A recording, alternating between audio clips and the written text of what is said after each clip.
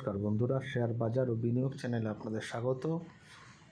চলুন 5 তারিখে মানে 5ই মার্চ নিফটি কতদূর যেতে পারে সেটা আমরা দেখে নিই।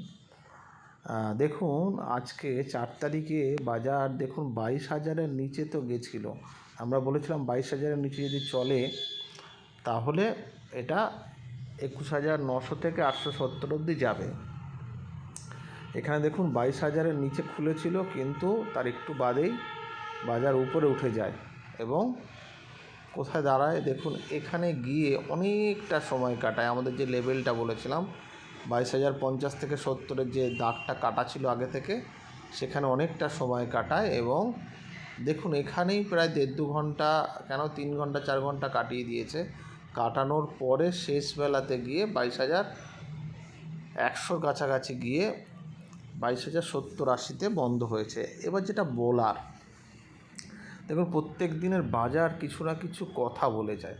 এখানে দেখুন বাজার 22,000-এর নিচে তো থাকলো না, কিন্তু 22,000-এর নিচের লো কিন্তু ছুঁয়ে এলো, এটা প্রথম কথা। দ্বিতীয়ত, এইরকম একটা মুভমেন্ট দেওয়ার পরও মানে 21,900 থেকে 950 থেকে 22,100 অবধি গিয়েও কিন্তু বাজার তার উপরে গিয়ে 150-এর লেভেল ভেঙে তার উপর থাকতে পারলো না, একটা ছোট রেঞ্জ বানালো। মানে বাজার এখনও পর্যন্ত ভীষণ ডিফেন্সিভ মেজারমেন্ট করে এগোতে চাইছে, কোথায় যেন বাজার একটা থমকে আছে। এবারে কি হতে পারে, কালকে আবার ওপেন মাইন্ড রাখতে হবে এবং কালকে আবার একটা ফল কিন্তু হতে পারে।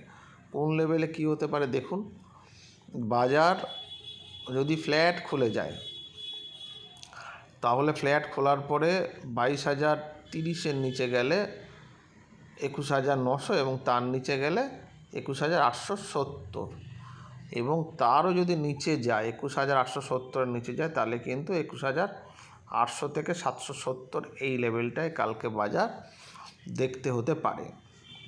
এবার বাজার ধরুন নিচে খুলে গেল, এতটা নিচে মানে 22,000-এর নিচে খুলে গেলেও দেখতে হবে প্রথম 15 মিনিট একটু ভাইটাল হবে। আজকের মতন আবার হতে পারে উপর দিকে একটু বাজার যেতে পারে।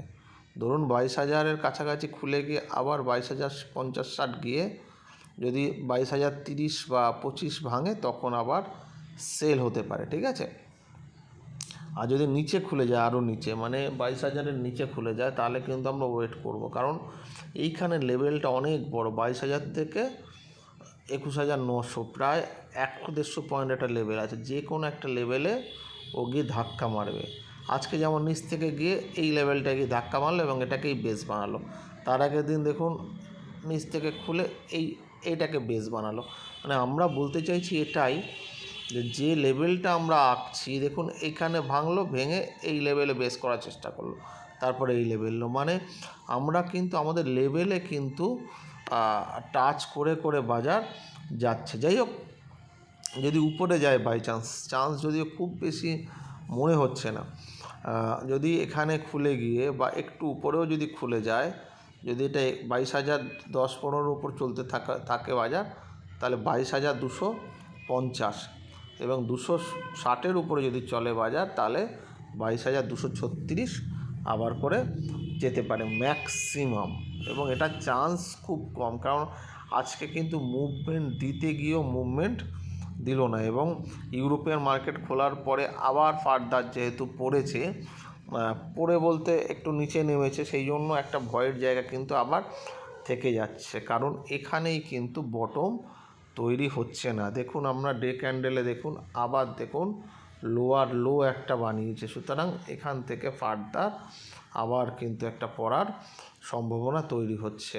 এবং আজকের লোটাকেও আপনারা মনে রাখবেন 21,964, এটা ভাঙলে কিন্তু আমরা 21,770 অবধি দেখতে পারি, ঠিক আছে।